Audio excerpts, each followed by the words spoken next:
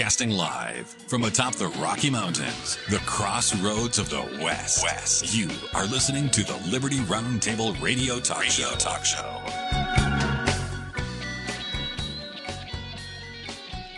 Back with you live, ladies and gentlemen. I've got good news this hour on Liberty Roundtable Live. How do you like them apples, huh?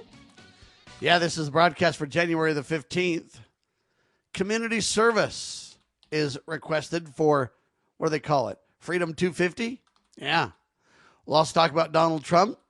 Yeah, he's for whole milk.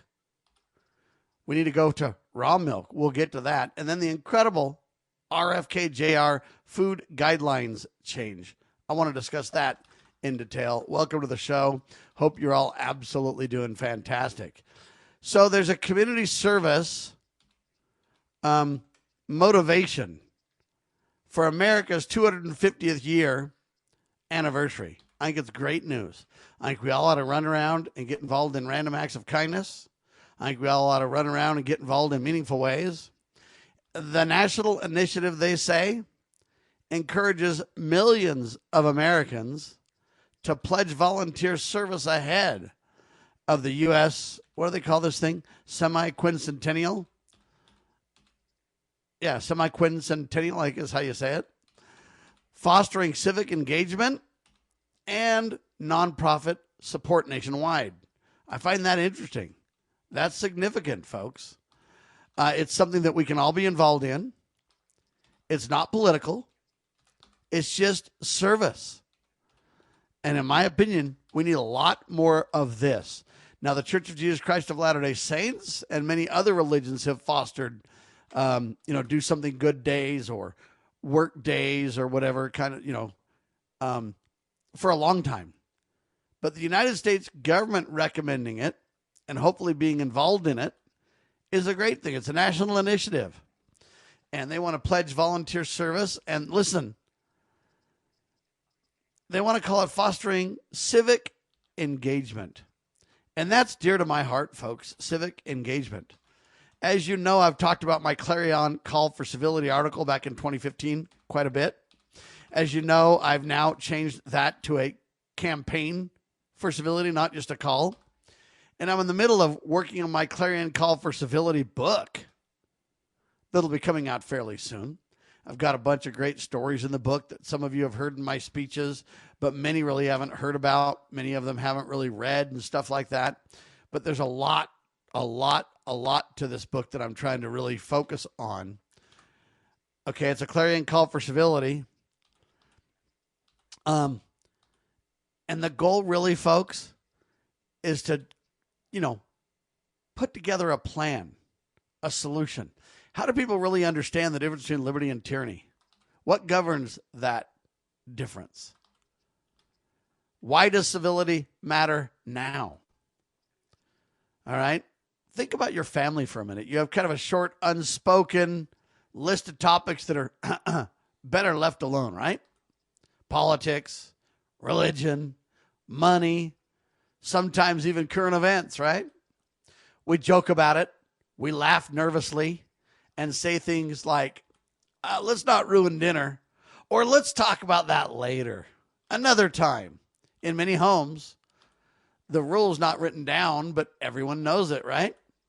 These are the subjects that can turn a, quote, pleasant gathering into an uncomfortable one, or worse, into a lasting rift. That quiet agreement tells us something important, folks. We're not afraid of disagreement itself. We're really afraid of what disagreement has become. In other words, what happens when you disagree? It's what it's become, right? Somewhere along the way, folks, ordinary differences stopped feeling like Mayberry and more like the Hatfields and the McCoys, right? Conversations that once ended with a handshake now feel as though they might end relationships entirely. So we avoid them altogether. We choose, quote, silence. Yeah. When millions of families decide that certain truths are too dangerous to discuss, a nation quietly loses its ability to govern itself. We are living through a season of raised voices and lower trust everywhere. It feels as though the volume has been turned up while the ability to listen has been turned down. Families avoid certain topics at the dinner table. Neighbors assume the worst of one another. Public debate has shifted from persuasion to punishment. Yeah, you can't reason. It turns into ridicule. Too often disagreements, it's no longer treated as a normal feature of a, quote, free society, but as evidence of a moral failure. This did not happen overnight, and it did not happen by accident yet. It would be a mistake, a big mistake, to be pointing fingers or assigning blame. Civility is not restored by accusation. It's restored by ownership. Before we can ask anything of our institutions, our leaders, or our neighbors, we must be willing to look honestly at ourselves. Civility, ladies and gentlemen, is not weakness. It is not silence. It is not surrender. Civility is the disciplined choice to treat others as moral agents, even when we believe they're wrong. It's the commitment to speak with conviction without resorting to contempt. A civil society is not one without disagreement, but it is one that understands disagreement is a necessary companion to liberty. America has always been a nation of strong opinions. From the early days of the Republic, citizens argued fiercely about the proper scope of government, the role of religion, the meaning of freedom, the responsibilities of citizenship. Those arguments are often passionate and sometimes painful. But you know what? They were grounded in a shared understanding that, you know what? Self-government requires self-restraint. Words matter. Characters matter. The ability to disagree without dehumanizing one another was not a luxury back in the day. It was a requirement. Today, that shared understanding is fraying. Technology rewards outrage. Incentives favor speed over accuracy and emotion over reflection. Social platforms encourage performance rather than dialogue. Outrage travels faster than truth. In such an environment, civility can feel outdated or even naive.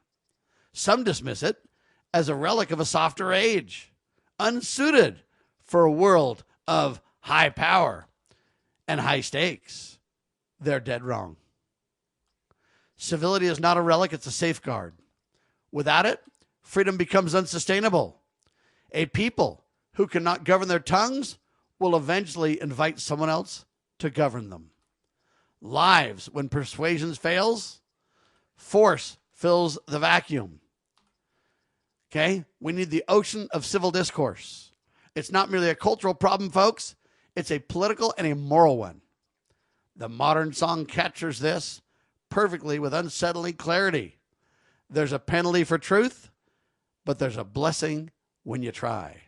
Speaking honestly has always carried a cost, yet history shows that societies are not preserved by those who remain silent, but by those who are willing to stand up, speak, and bear that cost with courage and grace. The answer, however, is not to retreat from public life or to demand uniformity of thought. The answer is to recover the habits that make liberty possible in the first place. Civility begins long before elections, courtrooms, or media studios. It begins in the home. It begins in the heart. It begins in the way we speak to our spouses, our children, and our neighbors. Yeah, it starts with the recognition that every human being is more than their worst idea or their most poorly stated opinion. Yeah, Senator Mike Lee once observed, when asked where solutions lie, you've heard that commercial, right? Yeah, the solutions to the problems we face are likely to be found in churches, wedding chapels, maternity wards, and he goes on. Anyway, that's just a little kind of a primer of the introduction that I'm writing for this book. Clarion Call for Civility. The book's real. The book's coming out soon. And I hope it changes our nation. Because when we start out with a community service motivation for the country, a national initiative to encourage millions of Americans to pledge volunteer service hours, fostering civil engagement, I hope we can think about a clarion call for civility for that, people. President Trump did something pretty cool, too. I'm going to tell you about it. It's called the Whole Milk for Healthy Kids Act. Let's talk about this. We'll do it in seconds. You're watching the one and only Liberty Roundtable live.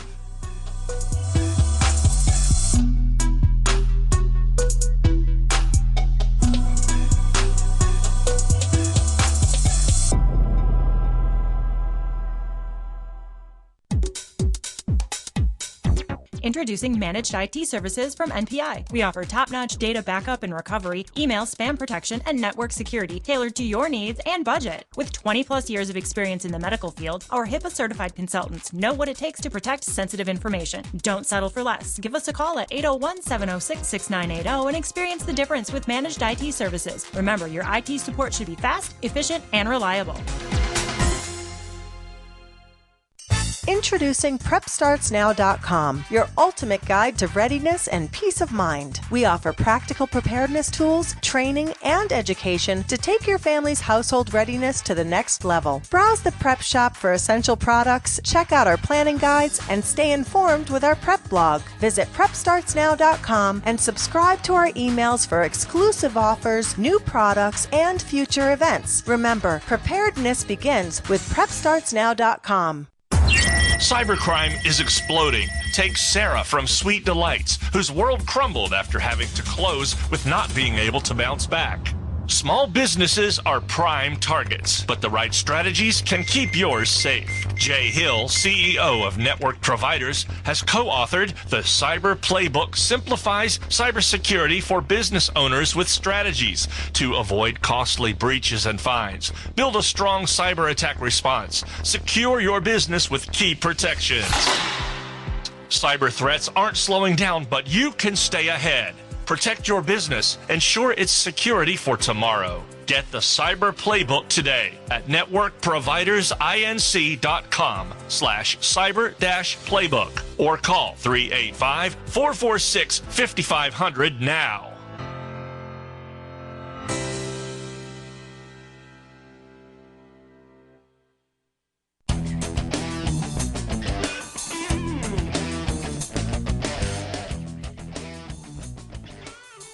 All right, back with you live, ladies and gentlemen. So I'm talking about some good news things, right?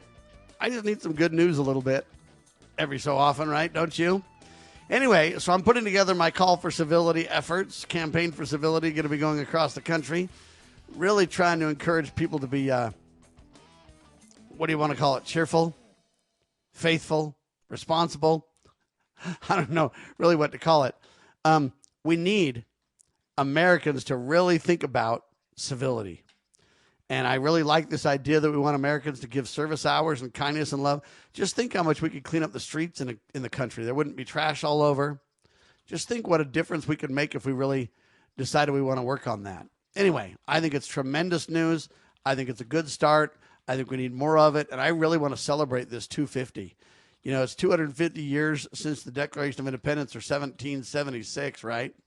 What an awesome opportunity for we the people to get in touch with who we are, with our godly heritage, if you will, with freedom, with understanding who we are, right?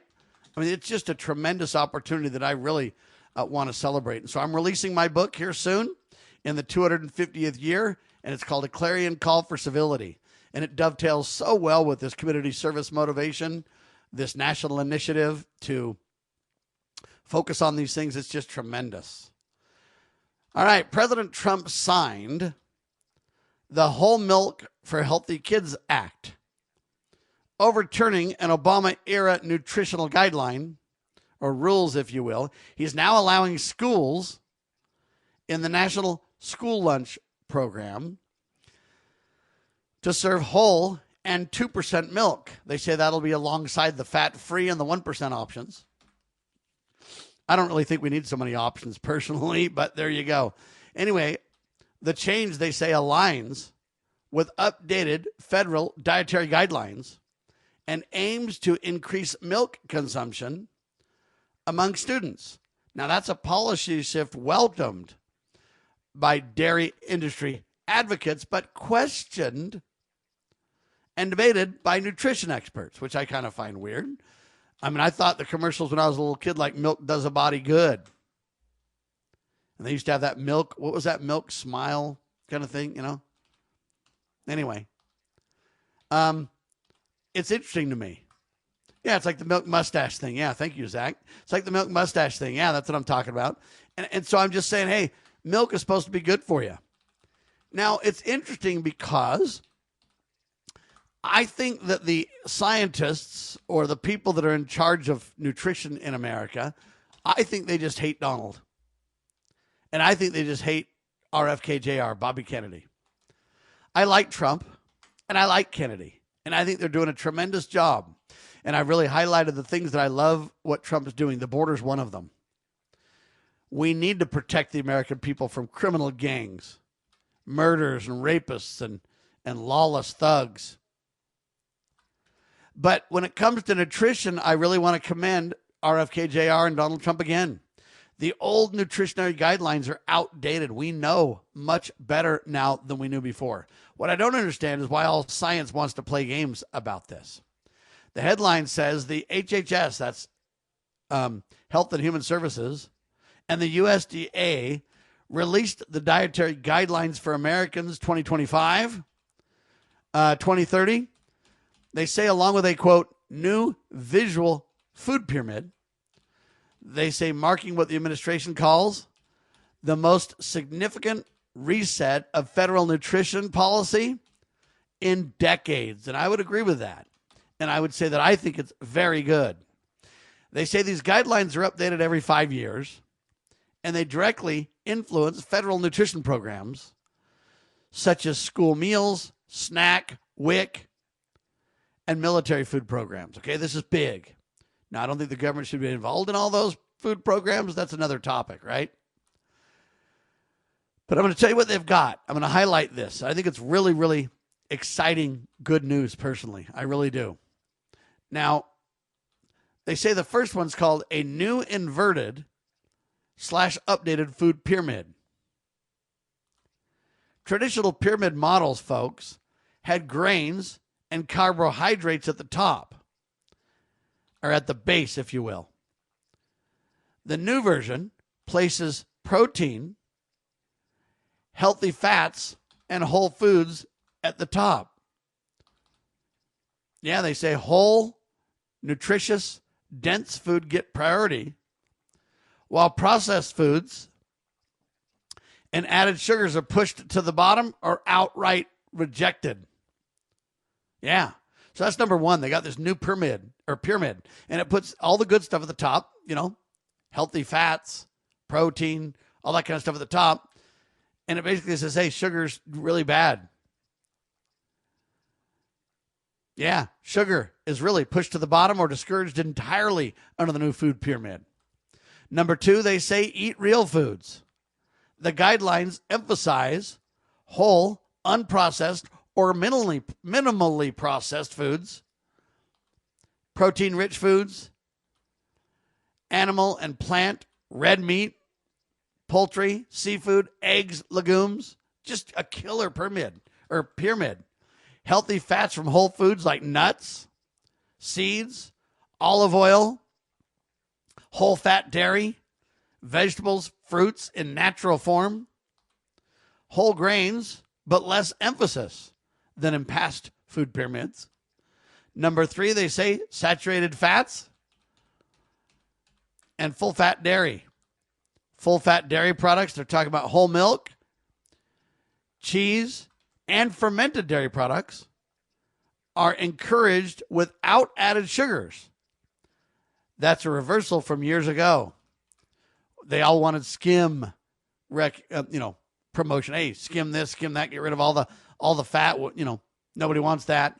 Well, now they're finding out how nutritious it really is, how your body really runs on fat when it's fat adapted, and how your brain needs fat for all the synapses to run perfectly. They say the guidelines still suggest saturated fats should not exceed 10% of daily calories, but openly include them as an option, like butter, beef tallow, etc. Now, I don't agree with that. I think that you can have increased fats. They say, number 4, higher protein recommendations. The target, quote, protein intake has increased to approximately 1.2 to 1.6 gram per kilo weight of body weight daily. That's much higher than past guidance. Protein is emphasized at every meal, including both animal and plant sources. They say a strong stance against processed foods and added refined sugar. For the first time, these guidelines explicitly recommend avoiding highly processed foods, sugar in drinks, ultra-processed snacks, and artificial additives. They recommend no amount of added sugars should be part of a healthy diet, and they stress that whole food sugars like those in fruits and berries are the way to go. They say refined carbohydrates and alcohol is the next section, section 6. Refined carbohydrates are to be sharply reduced. Amen. Alcohol intake is recommended to be lowered with much more conservative guidance than previous editions of the nutrient pyramid. They say 7, focus on your gut health. There's a notable mention of the gut microfilm, fruits, vegetables, fermented foods, and fiber-rich options are encouraged and beneficial for gut health, they say. Differences from previous guidelines? Well, the food pyramid, the model is completely different. Inverted prioritizes protein and fats, emphasizes whole grains for carbs, saturated fats, included as acceptable in moderation. Stronger discouragement, folks, full-fat dairy, which I disagree with. Encouraged, they say low-fat skim preferred, but it's not as highly weighted as before. See, I disagree. I personally think whole milk is the way to go. What I really think we need to focus on is raw milk. In other words, when it's not pasteurized, it's way more healthy for you. When you pasteurize it, you take out a lot of the vitamins and minerals and benefits of the milk. They say added sugars, discouraged entirely. I've never seen this before from government, but it's spot on. Yeah. Anyway, explicitly discouraged is this sugar. Yeah, they want higher targets for protein intake. They want a whole foods focus. They really want public health messaging as well. They want to set the tone for nutritional advice by what they call healthcare professionals, dietitians, and food policy in the U.S. They say while they're not binding laws, these guidelines strongly influence agriculture policy, food labeling, and food federal funding priorities. Supporters say the guidelines promote natural, less processed foods and tackle chronic disease by addressing quality of foods. Critics, including, they say, mainstream scientists, express concern that increased emphasis on red meat, saturated fats, and whole-fat dairy may conflict with scientific knowledge. In plain terms, a new food pyramid, dietary guidelines, has flipped everything and focused on whole proteins, healthy fats, vegetables, fruits, and rejecting sugar altogether. You got to dig it, ladies and gentlemen. I'm Sam Bushman. You're watching the one and only Liberty Roundtable Live.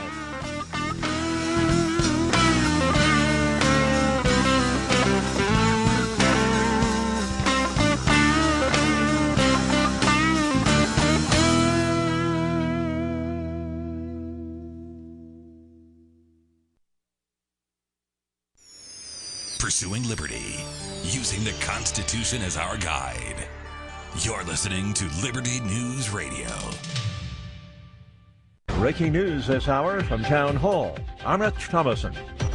American forces in the Caribbean Sea have seized another sanctioned oil tanker the Trump administration says has ties to Venezuela. The president threatens to invoke the Insurrection Act in response to the violent unrest in Minnesota. As protests against ICE officers in Minneapolis continue, the president said he may have to deploy the U.S. military or federalize the National Guard for domestic law enforcement. In a social media post, he referred to protesters as insurrectionists and ICE agents as patriots.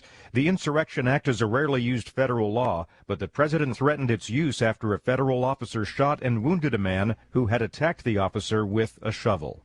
Greg Clugston, Washington. An appeals court has struck down a lower court's decision that freed pro-Palestinian activist Mahmoud Halil from immigration detention.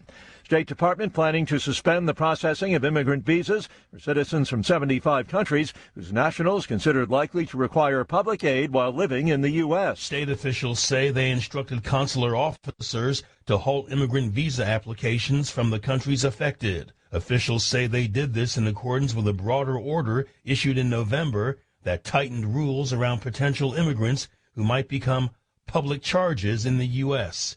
But the suspension won't apply to applicants seeking non-immigrant or temporary tourist or business visas. The suspension of visas begins January 21st. Correspondent Andrew Stewart. Word of a new round of U.S. sanctions on Iranian officials accused in the violent crackdown on anti-regime protesters in Iran. Federal prosecutors in Philadelphia have charged 20 people, including 15 former NCAA players, in an alleged scheme to fix basketball games. On Wall Street, the Dow is up 331 points. More on these stories, townhall.com. Wesley Financial Group is not a law firm. I'm Chuck McDowell, founder of Wesley Financial Group. Did you buy a timeshare because they told you it was a great investment? That's a lie. Most timeshares can be bought online for $1. To find out what your timeshare is worth and to cancel it, call us today and we'll send you our timeshare exit kit free with all your options for cancellation. Call Wesley for your free exit info guide. 800-893-2288. That's 800-893-2288. My doctor told me my cholesterol is borderline, so I took control with Garlic Healthy Cholesterol Formula. Garlic helps maintain healthy cholesterol safely and naturally.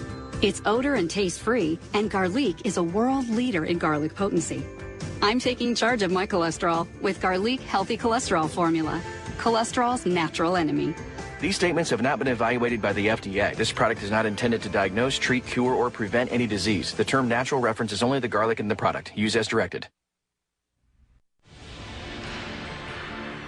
Can a nation conceived in liberty carry its head high if it denies protection to the youngest and most vulnerable of its citizens? Can a country founded on God-given rights continue to thrive without understanding that life is a precious gift from our Creator? As a physician, I have looked into the eyes of 1-pound babies. I have cradled their small bodies in the palm of one hand. I defy those who are careless, who would disregard life and look at these tiny little miracles and say, we're not going to protect that. But I believe there will come a time when we are all judged on whether or not we took a stand in defense of all life from the moment of conception until our last natural breath. One thing I promise you, I will always take a stand for life. Former Sheriff Richard Mack recounts in his book The Proper Role of Law Enforcement how he came to realize while working as a beat cop how wrong the all-too-common orientation of police officers is when they think of their job as being to write tickets and arrest people. Richard Mack tells of his personal transformation from by-the-number cop to Constitution-conscious defender of citizen safety and freedoms. Learn what it really means to serve and protect. Purchase your copy at CSPOA.org. That's CSPOA.org. Get ready to be part of something incredible. We're breaking barriers and delivering the powerful stories that mainstream media won't touch. Your support is what fuels our mission to revolutionize journalism and bring you the truth. Join our passionate community of changemakers by donating at libertynewsradio.com today. Together, we're creating the future of news.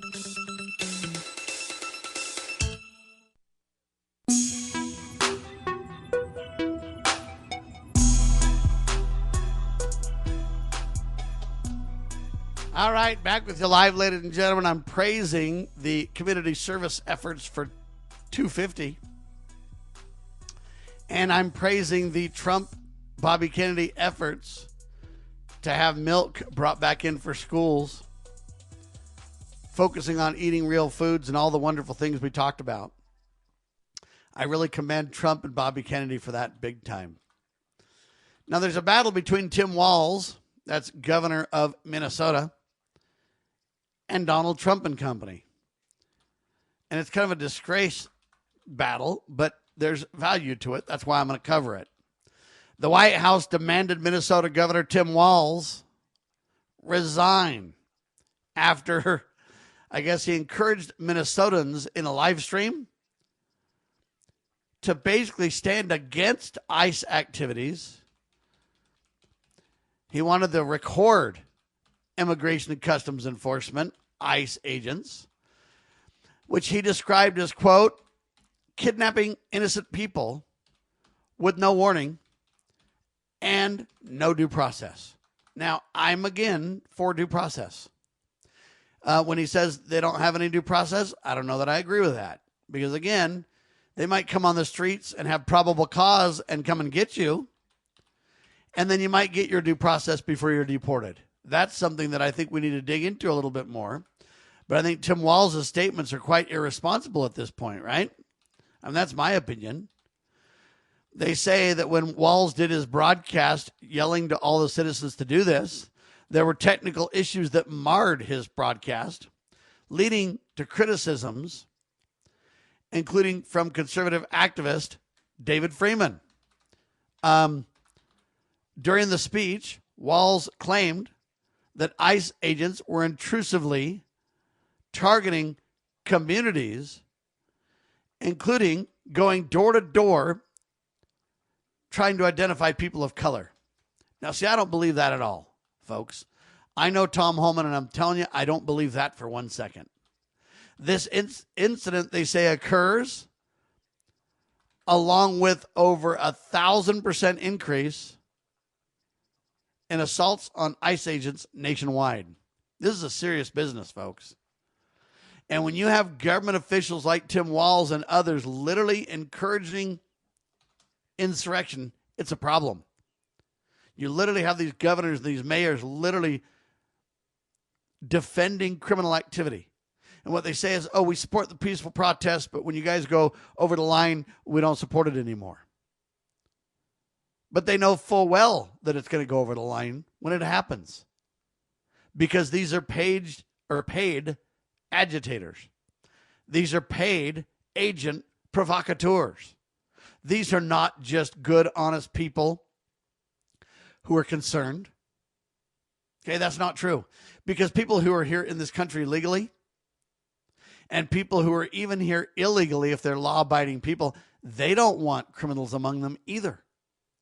I mean, I don't think if you go to the Somali community and say, hey, do you want people committing fraud all everywhere? Do you want people that are dangerous and violent and criminal? And of course they would say no. And so we really have to understand this battle is not a partisan battle. It's not a Republican or a Democrat battle. This is an American rule of law discussion. As Tom Homan wisely says, if you don't like the law, go talk to Congress. I didn't put the laws in place. I just carry them out per the direction I've been given. That's my job. You don't like it, go to Congress and change the laws. I agree with Tom. I think he's spot on right. And I think it's very disconcerting when we basically ignore that and pretend, hey, they're profiling and just hauling in what? Colored people? What's a colored person? You hold my white skin up to a piece of paper and I'm pretty colored, aren't I? So what does colored mean? Oh, Sam, it's anybody but white people. Fine. What if you're like Barack Obama and you're white? Sam, don't you know Barack's black? Okay, he's half white and half black. Is he black or is he white? Well, Sam, his skin's darker, so he's black. Okay, how much darker? So you compare Barack Obama's skin to some black people's skin, and Barack's pretty light. Or some black people are pretty light. What about a white person who is married to a Hispanic, and then they have children? Some of their children look Hispanic, and some of their children look more white. But are they colored? What does colored even mean? Anyway, we play these games, and we want to use these as weapons, this race stuff, this pigmentation in your skin. We want to use it as a race wedge. A race wedge. We want to use it as a weaponization. Why don't we just stop and realize we're all God's children? And if you're here illegally, you've already committed a crime to be here. And if you've got a rap sheet, a criminal record, you've got crimes upon crimes upon crimes. Right?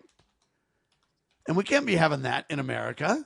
We can't just let crimes upon crimes upon crimes be the order of the day.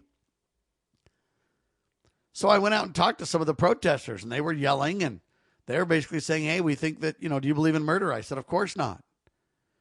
Well, do you believe that, Donald and company should just be able to do whatever they want to? No, I don't. But that's no reason to get into the streets and intimidate people. See, that's the difference, folks, that people don't understand. This is a civility discussion. When you peacefully assemble, we did that at a church the other day. We all gathered together. We had a form you fill out to participate. You joined us. We were all peaceful. We clapped, we laughed, we cried, we prayed, all these things together. And it was a peaceful assembly. Nobody was rioting. Nobody was raging.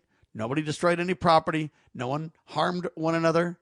Everyone was peaceful and kind and respectful and appreciative. People were grateful to be there. It was a true peaceful assembly in the tradition of our founding fathers. 100%. The protesters outside, though, weren't peaceful. They were yelling and screaming at people. They were holding up signs that were not very flattering or kind. That's fine. They have the right to do those things. But what they don't have the right to do, and this is where we need to go, is they don't have the right to intimidate people. And don't tell me if you're in Minnesota right now that those protesters that are supposedly peaceful make you feel really comfortable when you're walking downtown. They will stand on the sidewalk and yell in your face. They will have chants and drums and all kinds of, it's mayhem. It's crazy.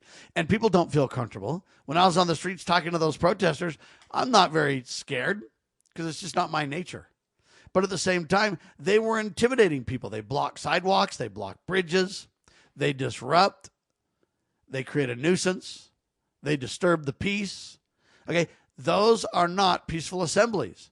Those are protests bordering on riots. And when they're funded by and promoted by organizations that train people to create civil unrest, that's what Trump's talking about when he talks about, I might have to use the Insurrection Act. And I agree with him. We need to get this stopped, and people feel intimidated. I had some friends that were at this event we went to, this peaceful assembly, and they said when we were walking in today, there were people on both sides of the streets, and both sides of the sidewalk, or whatever, I pretty much felt intimidated. I didn't feel comfortable. I didn't feel like things were okay. I felt like things could go unhinged at any second. See, folks, that's not a peaceful assembly. That's a problematic protest fixing to go awry. Right? And because there was so much police present because of our event, General Flynn was there, the local sheriff was there, Richard Mack was there, several of us were there that, could use some security. And so security was high. And so nothing bad happened. But what would that have looked like if there wasn't a lot of security there? You want the case study in point? Go check out Charlottesville, baby. Charlottesville went off the rails because the government, the law enforcement, either one, intended a crisis like that, and or two, weren't prepared enough. Don't know which. I'm guessing that it was intentional. Same thing with January the 6th. What about Chaz? A lawless reality.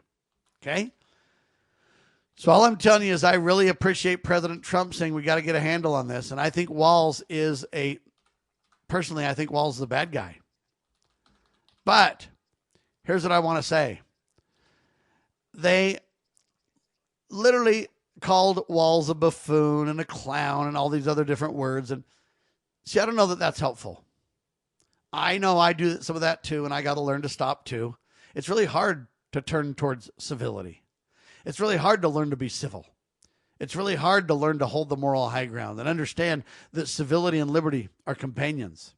Attack and division are satanic, right? A house divided against itself cannot stand, shall surely fall. I mean, that's the point, right? Well, the same thing is true here. Anyway, all I'm telling you is that we need to have a real civility restoration of the country. That's why I'm on the campaign for civility. And it starts with not calling people, names. They called him a buffoon and all these kind of things. I think Walz is completely wrong. And I think he personally ought to be arrested for leading insurrection. But at the same time, hey, he has his free speech, doesn't he? And we should respect that. I don't agree with what he's saying, but I agree he does have the right to say it. We need to hold to the truths, people. I'm Sam Bushman. Final segment in seconds. You're watching the one and only Liberty Roundtable Live.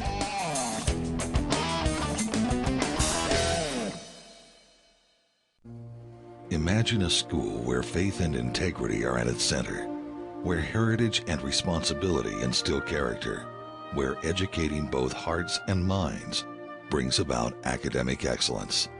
There is a school in American Fork where character and embracing the providence of a living God are fundamental, where students' national test scores average near the 90th percentile. Based on LDS principles and a love of country, now in our 39th year, American Heritage School is accepting fall enrollment for kindergarten through high school. What would you do for your child?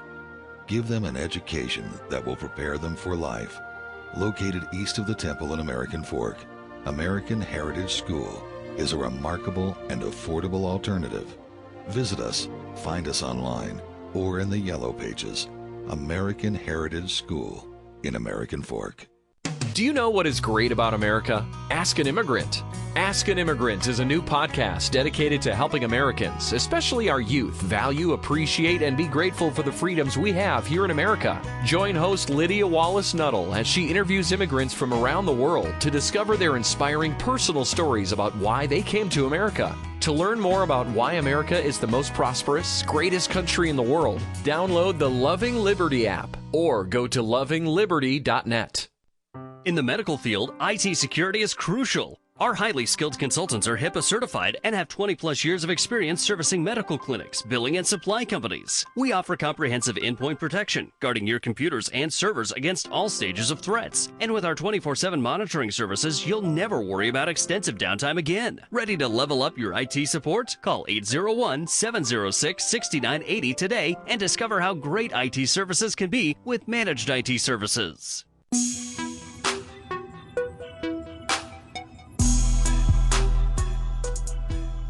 All right, U.S. orders evacuations as Iran threatens retaliation, raising fears of an imminent strike. Natural news with this piece. Okay, this is serious, folks. Anyway, they say the Pentagon is evacuating military families from Middle East bases. Officials are warning that a U.S. attack on Iran could occur within 24 hours. I pray that doesn't happen, folks. I really do. That's horrible. That's no good. And you can say, well, Sam, it's necessary. I really think we need Congress involved here before we start, doing this. How many wars do we want to have going on at the same time? All right. So U.S. orders evacuation as Iran threatens retaliation, raising fears of an imminent strike. That's concerning big time, folks. I don't know where we go with this, but there you have it. So we'll keep an eye on that ball, too. I pray we don't end up in war, but when you literally give the president so much power, so much authority to act alone, you've really violated the checks and balances of America, and you really put us in a very bad position. And you can say, well, Trump's intentions are good. He'll do good with it. He might, and I pray he does. I really pray for that. But at the same time, what will the next president do with that kind of unbridled power? When Trump literally says, hey, to the New York Times, there's nothing checking my power and my authority to do whatever I want except for my moral compass. I'm just a good moral dude. Nothing else can stop me. That's a very telling, frightening series of statements from the President of the United States of America. It's very concerning in a constitutional republic. It's not in a monarchy. It's not in a dictatorship or whatever, but it is in a free country like the United States with checks and balances. But when Congress allows the president to do this, those checks and balances vaporize. That's the problem we're facing right now. Oh, man, did you hear that Verizon Communications experienced a nationwide service outage? That was Wednesday, yesterday, disrupting voice and data services for hundreds of thousands of customers. The outage peaked at over 178,000 concurrent problem reports, accumulating over 1 million complaints within a 24-hour period. Now, just so you know, folks, we usually say this. If somebody calls into a radio station, usually they consider that representing about 100 people that agree with them.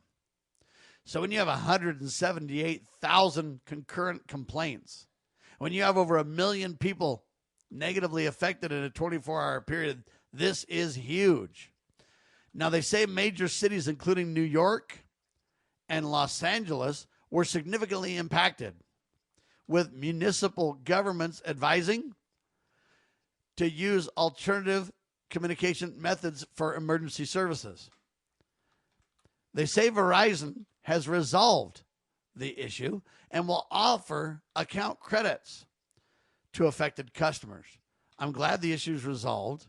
I'm glad they're taking some responsibility for it, but here in the rest of the story lies my concern.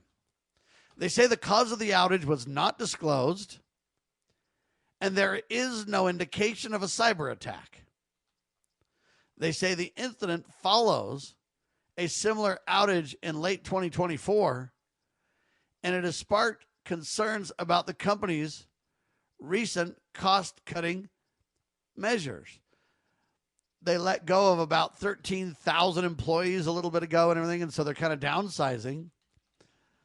It was the largest layoff in Verizon's history, totaling approximately 13,000 employees. That happened back in November, and so people are kind of saying, hey, this is of concern. The Federal Communications Commission, FCC, is reviewing the situation and may take action. Now, here's what I find fascinating. When you say the cause of the outage was not disclosed, that means that you're not saying that it was not known. You're just saying that it was not disclosed. And then if you say, and there's no indication of a cyber attack, if you don't know how it happened, you can't say that. If you do know how it happened, but the cause is not disclosed, my question would be why?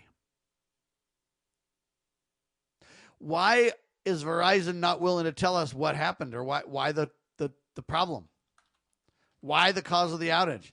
And if it's not disclosed, but they say it's not disclosed, we're not going to tell you, and for sure it wasn't a cyber attack.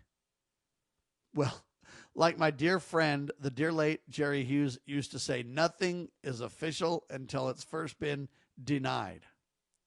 I don't know what's going on here, but I know this. When you have over 1 million customers affected in a massive wide outage, and at the end you say, we've fixed it, but the cause of the outage is not disclosed, but we want you to know there's no indication of a cyber attack for sure, then to me, you know that's of great concern. There's another debate that I want to finish off talking about before the end of the hour. There is mixed messaging going on, and I can't get to the bottom of the truth. What am I talking about? I'm talking about funding for Planned Parenthood, folks. Planned Parenthood organizations seem to be happy, prosperous. Folks that are pro-life organizations are very critical, saying, hey, we believe some funding has been restored to Planned Parenthood. And when Trump and when Bobby Kennedy and when other people get asked about it, they say they don't know anything about it. Somebody's lying somewhere. Don't know who, don't know where. But I'm telling you this, there's a great chance that funding has been restored to some degree via some weird by hook or by crook or twisted law or something mandate or judge somewhere or something. And we need to get more transparency on this, folks. We really, really, really do. Okay? We're making a lot of progress on pro-life. Abortions were stopped at the federal level, supposedly. Some states doubled down and embraced murder. Some states rejected it. Good for the ones that rejected it. But at the end of the day now, they're still shipping murder pills, murder medication, abortion medication across state lines in nondescript envelopes, so discreetly, so that women can literally murder their baby in their own homes, even in states where that's illegal. It's a serious problem indeed. But we need to highlight this pro-life effort. January is pro-life month, and we need to find out about that. What's the truth? I'm still digging to find out. But meanwhile, I want to reiterate this story that I talked about last week, but it relates here now. Governor of Puerto Rico signs law recognizing life begins at conception. That's incredible, right? In one of the strongest pro-life affirmations in the U.S. jurisdiction of Puerto Rico, the governor has declared unborn children are indeed legally recognized as natural persons, affirming that life begins at conception. Every human being is a natural person, including the conceived child at any stage of gestation within the mother's womb. And Bianca Rodriguez, I think is her name. I guess she's of Republica.com. Sorry. That's a Spanish news outlet. Wrote, quote, rather than radical, the law reflects a growing acknowledgement that legal systems cannot indefinitely avoid the fact that human life begins at conception. In other words, more and more science-based evidence is proving that. Now, Bianca Rodriguez, again, is of Republica.com, a Spanish news outlet. But the governor doing a phenomenal job in the territory of Puerto Rico. Last tidbit you should know about is there's an increase in it's a surge in federal and state executions. Executions in the United States surged to their highest level in 60 years. 16 years. Sorry, 16 years amid revived federal support for capital punishment, even as public opinion trends against it. So there you go. What do you think of that? Now, I'm kind of the opinion that I'm for capital punishment. But I'll be the first to admit I get very concerned when the courts can't be manipulated. They're not honest. They can't be counted on to be truth tellers, to discover the truth. The judge thinks instead of following the law, that he is the law. The instructions to the jury violate the fully informed jury idea. And oftentimes jurors get instructions from the judge that literally are bogus. And so they make decisions unfairly. We need to bring back fully informed juries. We need to bring back this idea and realize that, hey, the capital punishment is sometimes necessary, scripturally speaking. The question is, you better make sure you're darn right. And with so many holes in our legal system, I'm hesitant. I understand the concern of those who don't believe in capital punishment. But at the same time, I kind of believe we need to realize that, hey, sometimes it's necessary. Anyway, there you have it, ladies and gentlemen. Hopefully it was educational. Use the new food pyramid to eat, folks. It'll bless your life. Get rid of sugar. Get rid of a lot of the processed foods and too many crazy carbs, and eat whole foods and grains and fat and cheese and things that are good for your gut. I mean, it's just a tremendous change in the dietary policy in the United States. I commend Bobby and President Trump for this great work. People, let's double down and get even further. Let's move to raw milk in the Republic, shall we? Thanks for being alongside for the ride. I'm Sam Bushman. We are syndicated by the Loving Liberty Network, lovingliberty.net. Spread the word. Share the website. Let everybody know. Around the clock, incredible talk radio and TV. lovingliberty.net.